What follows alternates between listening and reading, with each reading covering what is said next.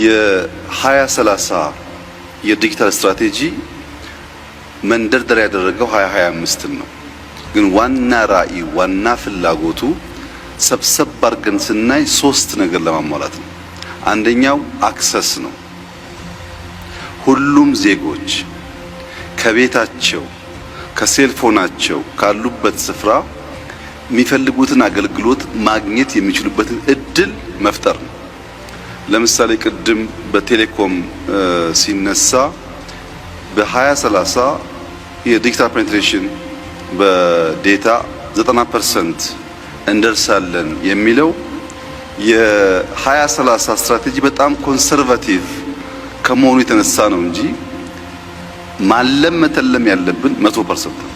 ምክንያቱም 90% ሰው አክሰስ ኖሮት 10% ዜጋ አክሰስ ከሌለው መንግስት ወዶና ፈቅዶ 10%ቱ ከኋላ ይቅር ግድ የለም ብሎ አምኗል ማለት ነው።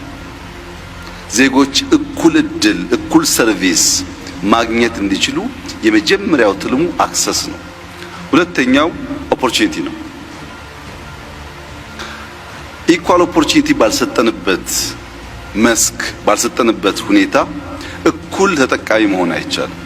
በጾታ ወይም በአካል ጉዳት ምክንያት ወይም በርቀት ምክንያት ዜጎች ሊያገኙ የሚገባውን እድል እኩል የሚያመቻች ስርዓት መፍጠር ያስፈልጋል። ይሄ ዲጂታል 2030 አንዱ እንዲያሳካ የሚፈልገው ነገር ኢኳል ኦፖርቹኒቲ ለዜጎች መስጠት ነው። ምን ማለት ነው? እዚህ ሰበታ ያለ አንድ አርሶ አደር እና ቀሪዳር ያለ ወይም ሽራሮ ያለ አንድ አርሶ አደር ስለ ዌዘር ያላቸው መረጃ የተለያየ ከሆነ በቅርበት ያለው የሚያቅ በርቀት ያለው የማያቅ ከሆነ በኢንፎርሜሽን እጦት ምክንያት ምርታቸው ሊበላሽ ይችላል።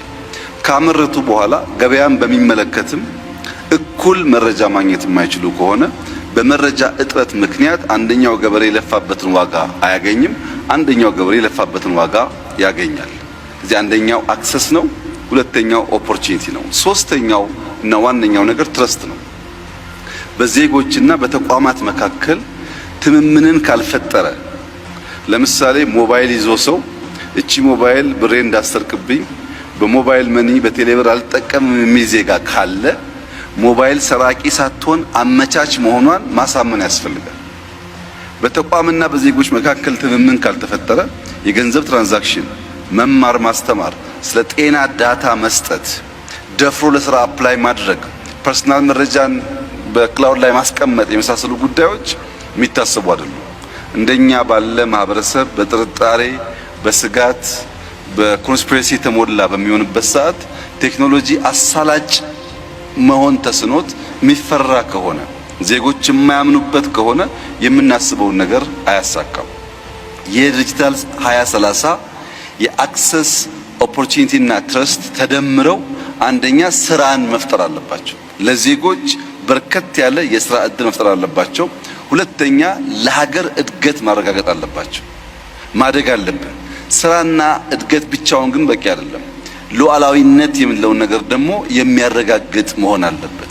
በዚህ ዙሪያ ላይ ነው ዲጂታል 2030 የኢትዮጵያን ብልጽግና ከሚያረጋግጡ ዋና ዋና ፒላርስ ወይም ሴክተር ሆኖ ያገለግላል ተብሎ በመንግስት የታሰበው።